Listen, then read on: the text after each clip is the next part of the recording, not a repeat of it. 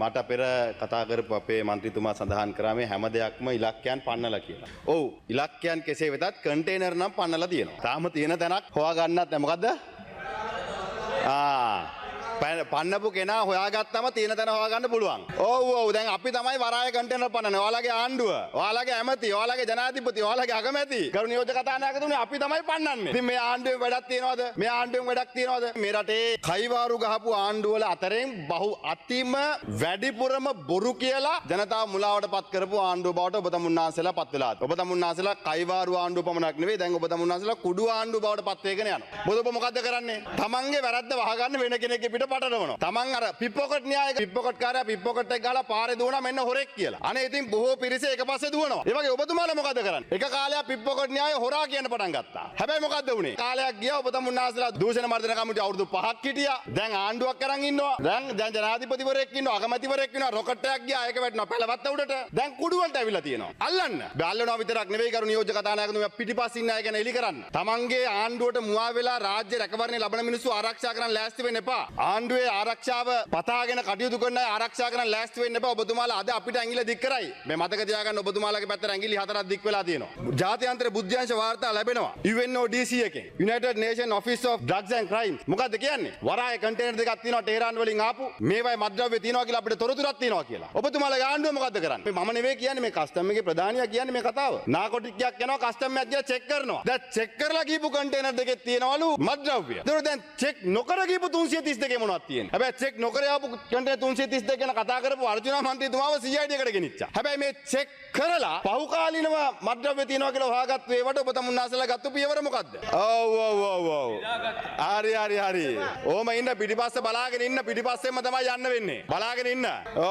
ඔය ඔබතුමාලගේ දේශපාලනයේ ඔය මේ ගරු කතානායකතුමන් නියෝජ්‍ය කතානායකතුමනි මෙයාලා හිතන් ඉන්නවා මෙයාලගේ අර පරණ ක්‍රමයට මේ රටේ දේශපාලනය කරන්න පුළුවන් කියලා. ඒ කාලේ ඉවරයි. ඒක දැන්වත් ඔබ තමුන්නාසලා තේරුම් ගන්න. දැන් ඔබතුමාලගේ ආණ්ඩුව තියාගෙන ඔබතුමාලගේ වරායෙන් පන්නන කන්ටේනර් වලට අපිට බයිනවා. මෙතුමන්ලගේ වරාය. බුද්ධ්‍යංශ වාර්තාවක් ඇවිල්ලා තියෙද්දි ඇයි මේ කන්ටේනර් ටික අත්අඩංගුවට ගත්තේ නැත්තේ? මතක තියාගන්න ඔබතුමාලගේ ආණ්ඩුවේ ඔබතුමාලා මේ පිටිපස්සේ පෙළිය වාඩිලා ඉන්න පාපිසි කෑලි. හැබැයි ඔබතුමාලගේ ආණ්ඩුව ඉහළ තනතුරට පත් කරපු අය පාස්කුර්දා ප්‍රහාරයේ බුද්ධ්‍යංශ වාර්තා මග අරපු අය. ඒ අය තමයි ඔබතුමාලගේ ආණ්ඩුවේ බලවත් බුද්ධිවල විදිහට ඉහළ පුටුවල වාඩි වෙලා ඉන්නේ. ඒ අය අදත් මොකද කරන්නේ? ඒ අය අදත් බුද්ධ්‍යංශ වාර්තා මග අරිනවා. බුද්ධ්‍යංශ වාර්තා වලට ක්‍රියාත්මක වෙන්නේ නැහැ. ඇයි ඒ ගැන ඔබතුමාලා හොයන්න. දැන් මේ ගැන මෙතුමන්ලා මේ කතා කරන නිසා මේ පහුගිය කාල සීමාව තුල දේශපාලනික වශයෙන් පහුගිය ආණ්ඩුව එක්ක ඔබතුමාලට ප්‍රශ්න තියෙන්නේ නැති. හැබැයි අර යුක්තිය මෙහෙම කාලේ. මේ වගේම මත්ද්‍රව්‍ය ජාවාරම් කරුවන් සහ මත්ද්‍රව්‍ය අත්අඩංගුවට ගන්න පටන් ගත්තා. ඔබතුමාලගේ ආණ්ඩුව පත් වෙන මාස 8කට කලින් හෙරොයින් සහ අයිස් ගොඩබිමේ මේ මුහුද නෙවෙයි. මේ ගොඩබිමේ අත්අඩංගුවට ගන්න කිලෝ 423ක් අයිස් කිලෝ 449ක්. දැන් මේ ගොඩබිමේ එන්න මුහුදට එන්න. මුහුදේ අත්අඩංගුවට ගත්තෝ එන්න. දැන් මේ ගරු කතානායකතුමනි මේ කාරණා දෙක මම සභාගත කරනවා. මේක පැත්තකින් 2020 මහ මුහුදේ නාවික හමුදාව විසින් අත්අඩංගුවට අරන් තියෙනවා කිලෝ 1500ක්. Ice heroin 2021 1450. 2022 1490ක්. 2023 කිලෝ 720ක්. 2024 කිලෝ 900ක්. මේ මහ මුහුදේ. ඔබතුමාලාගේ ආණ්ඩුව කාල සීමාව තුල මේ නාවික හමුදාව ශක්තිමත් කළ මහ මුහුදේදී මේ මත්ද්‍රව්‍ය අත්අඩංගුවට ගන්න ඔබතුමාලා ගත්තු ක්‍රියාමාර්ග පිළිබඳවත් මේ රටේ ජනතාව දැනුවත් කරන්න. මේ පහුගිය දවස්වල දර්ශන සංජීව ඩේලි මිරර් පුවත්පතේ වාර්තාවක් ලියනවා ශ්‍රී ලංකා නේවි ස්ට්‍රගල්ස්. මේ මාධ්‍ය පළවෙච්ච පුවත්පතක් මම මේක සභාගත කරනවා. මේකේ පැහැදිලිවම සඳහන් වෙනවා අපේ රටේ නාවික හමුදාව අවුට්ඩේටඩ් ටෙක්නොලොජි එක. ඒ වගේම ඔබතුමාලා එකක වෙලා තියෙනවා 2020 30 වෙනකොට 40000කට නාවික හමුදාව අඩු කරන්න. හැබැයි ඒක ප්‍රායෝගික නෑ තාක්ෂණයත් එක්ක මේක බද්ධ වෙන්නේ නැත්තම්. ඒකම ඔබතුමාලා මොකද්ද කරේ හිටපු නාවික හමුදාපතිවරයා ගෙනල්ලා හිරේ දානවා. අනිත් පැත්තෙන් බුද්ධ්‍යංශ නිලධාරීන් හිරේ දානවා. දාලා ඔබතුමාලා බලාපොරොත්තු වෙනවා නාවික හමුදාව මේ රටේ මුහුද ආරක්ෂා කරන්න පුළුවන් විදිහට කටයුතු කරයි කියලා. ඊයට අවශ්‍ය තාක්ෂණික දැනුම දෙන්නෙත් නැත්නම් මිනිස්ත්‍රමය දෙන්නෙත් නැත්නම් කරු නියෝජ්‍ය කතානායකතුමා එතනින් එහාට මේ මහ මුහුද ආරක්ෂා කිරීම පිළිබඳව ගැටලුවක් තියෙනවා. ඒ හින්දා ඔබතුමාලා කරුණා කළා ඔබතුමාලා අවධානය යොමු කරන්න. දේශපාලන වේදිකාවේ ප්‍රධාන මාතෘකාවක් කළ කරු නියෝජ්‍ය කතානායකතුමනි අපිට ඇඟිල්ල දෙනවා ඔබතුමාලා පාස්කුදා ප්‍රහාරයටත් ඕකමනේ කරේ. පාස්කුදා ප්‍රහාරයේ ජාතික ලයිස්තුවේ ඔබතුමාලාගේ අපේක්ෂකයෙක්ගේ දරුවෝ දෙන්නෙක් නේ හිටියේ. අදින ඔබතුමාලා මොකද්ද කරේ? ඔබතුමාලාගේ ජාතික ලයිස්තුවේ අපේක්ෂකයාගේ දරුවෝ දෙන්න ගෝඨාභය දිනවන්න මරාගෙන මැරලා කරලා කියලා කියනවා. ඔබතුමාලාගේ ජාතික ලයිස්තුවේ. අනිත් පැත්තෙන් ඔබතුමාලා මොකද්ද කරන්නේ? ඒකේ ප්‍රධාන වගකීම් පැහැරපු එක කණ්ඩායමකට දඩුවම් ලැබුණා. දැන් සිරිසේන අතිගරු හිටපු ජනාධිපතිවරයා වන්දි ගෙවන්න සිද්ධ වුණා. හිටපු ආරක්ෂක ලේකම් හිටපු පොලිස්පතිවරයා හිරේ ගියා. හැබැයි හිරේ නොගිය වගකීම් පැහැරපු දෙන්නට මොකද්ද කරේ? වගකීම් පැහැරපු දෙන්නව ඔබතුමාලාගේ ආණ්ඩුවේ ප්‍රධාන තනතුරු වලට පත් කරා. දේශපාලන වේදිකාවෙන් ගෙනල්ලා. ඒ අයම තමයි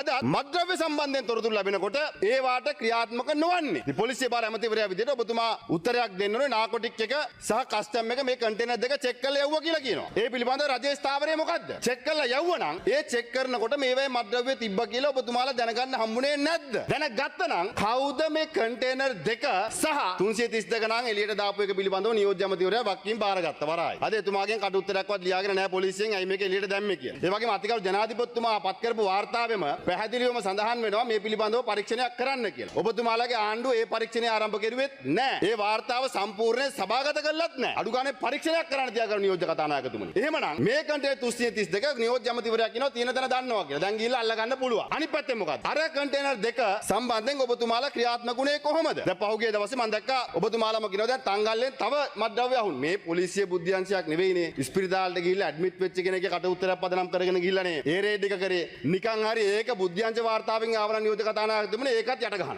ඔබතුමාලා මේ අපි එක්ක තියෙන ඇරියස් එක වෙනම බේර ගන්න. හැබැයි මේ අපි එක්ක තියෙන ප්‍රශ්නයකට මේ රටේ මත්ද්‍රව්‍ය ජාවාරම්කරුවන් හෝ සංවිධානාත්මක අපරාධ වලට නිදහසේ හැසිරෙන්න ඉඩ දෙන්න එපා. ඔබ අපිට චෝදනා කරනකොට ඔබ මතක තියාගන්න මේවායේ පිටිපස්ස ඉන්න සැබෑ ත්‍රස්තවාදීන් මේවා පිටිපස්ස ඉන්න සැබෑ මත්ද්‍රව්‍ය ජාවාරම්කරුවන් මේවා අපේ පිට දාලා වුන් නිදහස් වෙන්න උත්සාහ කරනවා. අපි කිසි විටකත් හමුදා නිලධාරීන් හෝ වෙනත් කිසිවෙක් පොලිසිය මගින් අත්අඩංගුවට අරන් නැහැ. යම් අත්අඩංගුවට ගැනීමක් සිද්ධ වෙලා තියෙනවා නම් ඒ සියලුම අත්අඩංගුවට ගැනීම සිද්ධ වෙලා තියෙන්නේ අධිකරණ නියෝග අනුව. ඒ හින්දා මම හිතන්නේ නාමල් මන්ත්‍රීතුමා කියප එක ඇත්ත කතාවක් නෙවෙයි. ඒක බොරු කතාවක්. නාවික හමුදාපති හිටපු එයා බුද්ධ්‍යංශේ ඉන්නකොට කරපු යම් කාර්යක්‍රමයක් සම්බන්ධයෙන් අධිකරණ නියෝගයක් අනුව තමයි අත්අඩංගුවටපත් උනේ. ඒ වගේම කන්ටේනර් සම්බන්ධයෙන් හැම අවස්ථාවකදීම කන්ටේනර් සම්බන්ධයෙන් ඇති වෙන ප්‍රශ්න සම්බන්ධයෙන් ලැබෙන හැම පැමිණිල්ලක් සම්බන්ධයෙන්ම CID එක විමර්ශනය සිද්ධ කරනවා. රජයට ඇඟිල්ල දික් කරන්න උත්සාහ කරා මේ මත්ද්‍රව්‍ය සම්බන්ධයෙන්. මේ මත්ද්‍රව්‍ය බොහෝ ඒවට සම්බන්ධ බවට දැන් ඔය මත්ද්‍රව්‍ය කවුරුත් දන්නා පොහොට්ටුවේ සම්පත් මනම්පේරි මන්ත්‍රීවරයා මේකට සම්බන්ධයි. ඒ අත්අඩංගුවේ ඉන්නේ.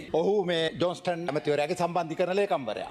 ඉතින් ඕන තරම් මත්ද්‍රව්‍ය වලට සම්බන්ධතා තියෙන අය පොහොට්ටුවේ ඉන්නවා. ඒ අය අත්අඩංගුවට අරන් තියෙනවා. ඉතින් ඊය උඩ අය සම්බන්ධ අය සම්බන්ධයෙන් විමර්ශන සිද්ධ වෙමින් පවතිනවා. ඒක පිළිබඳව ගැටලුවක් නැහැ. ඒ හින්දා පොඩ්ඩක් ඉන්න. Honorable Namal Rajapaksa, let him finish. අහගෙන ඉන්න පොඩ්ඩක් ඉන්න කතා කරන්න. ඒ හින්දා ගරු නියෝජ්‍ය කතානායකතුමනි මේ රටේ මහ ජනතාව දන්නවා මේ කට්ටිය එලවලා දැම්මෙත් ඒ හින්දා මේ රටේ මහ ජනතාව දන්නවා මේ රටට කුඩු ගේන්නේ කවුද කියලා. විමර්ශන සිද්ධ වෙමින් පවතිනවා. අපි කියන්නේ සම්පත් මනම්පේරි පොහොට්ටුවේ මන්ත්‍රීවරයෙක් හිටපු. පොට්ටුවේ සංවිධායක. ඊට පස්සේ ජොන්ස්ටන් ඇමතිවරයාගේ සම්බන්ධීකරණ ලේකම්වරයා. ඒ අය කුඩුගෙන ඇවිල්ලා දැන් තමන්ගේ ඇගට එනවා අනිත් අයට දාන්න තමයි මේ උත්සාහයක් කරමින් ඉන්නේ. එහෙනම් මේවට මේ රටේ ජනතාව කවුරුවත් රැවටෙන්නේ නැහැ. කවුරුත් දන්නවා මේ රටට මේ විදියට දීර්ඝ කාලයක් තිස්සේ දේශපාලන ආශිර්වාදයේ සහිතව පාතාලේ පෝෂණය කරලා පාතාලේ පවත්වාගෙන ගිහිල්ලා පාතාලේ වර්ධනය කරලා කුඩුත් ගෙන ඇවිල්ලා මේ දෙකම තුනම සම්බන්ධ කරලා දැන් රටම විනාශ කරලා රට ව්‍යසනයකටපත් කරලා දරුවාගේ අනාගතේ විනාශ කරලා එහෙම තත්ත්වයක් ඇති කරලා රටේ මිනිස්සු පන්නා දැම්මට පස්සේ පාර්ලිමේන්තුවේ ඇවිල්ලා විපක්ෂ කාර්යභාරය ගැන කතා කරනවා ඔබතුමාගේ කාරණේ පිළිබඳව පැහැදිලි. ඔබතුමා මේ අනේ ඇමතුමානේ කරුණාකරලා කෑ ගහන්න තු අහගන්නකෝ දැන් පොඩ අහගන්නකෝ. ඔබතුමාලා පරීක්ෂණ කටයුතු කරන්න. සම්පත් මනම්පේරිය ඔව් ඡන්ද ඉල්ලු අපි ඔබතුමාලාගේ ජාතික ලයිස්තු හිටපු කෙනා වගේ මේක හංගගන්නේ නැහැ. ඔබතුමාලා හොයන්න. ඒ වගේම නියෝජ්‍ය කතානායකතුරු ඔහු මේකට සම්බන්ධයි නම් ඔහුට උපරිම දඬුවම දෙන්න. ඒක ගැන ප්‍රශ්නයක් නැහැ. හැබැයි ඔබතුමාගේ මට පැහැදිලි කිරීමක් ඕනේ. UNO DC එකෙන් ආපු බුද්ධ්‍යංශ වාර්තාවලට ක්‍රියාත්මක නොවුනේ ඇයි කියන ප්‍රශ්නෙට උත්තරයක් දෙන්න. Anyway, by the way, we're not going on a debate on this, honorable members, please. අපිට ආවතොරතුරු අනුව නාකොටික් එක ගිහිල්ලා ඒක පරීක්ෂා කරා. ඒක තමයි ඒ සම්බන්ධයෙන් තමයි ආයෙ විමර්ශනයක් කරන්නේ. ඉතින් ඒක තමයි විමර්ශන කරනවා කියලා අපි කියන්නේ. ඔබතුමන්ලා වාගේ සිද්ධියක් වුණාම ගිහිල්ලා බදාගෙන කුඩු රස්සාව බදාගෙන එහෙම කරේ නෑ අපි. අපි කරේ ඕක නෙවෙයි. ඒ පිළිබඳව විමර්ශනය කරන එක. වැරද්දක් වුණොත් වැරද්ද වෙනුවෙන් අපි කටයුතු කරන්න සූදානම්. එහෙම නැතුව එක එක්කෙනාගේ අවශ්‍යතාවයන් ඉෂ්ට කරන්න අපි සූදානම් නෑ. නාමල් මන්ත්‍රීතුමා ඔබතුමන්ලා වගේ අපි දේශපාලන ගැනීම ගන්න කටයුතු කරන්නේ නැහැ. අපි හැම වෙලාවෙම Honorable Mohammed Faisal මේ රට හදන්නේ. මේ රටේ පොලිසියක් ඉන්නවා, බුද්ධියක් ඉන්නවා, බුද්ධි තොරතුරු තියෙනවා.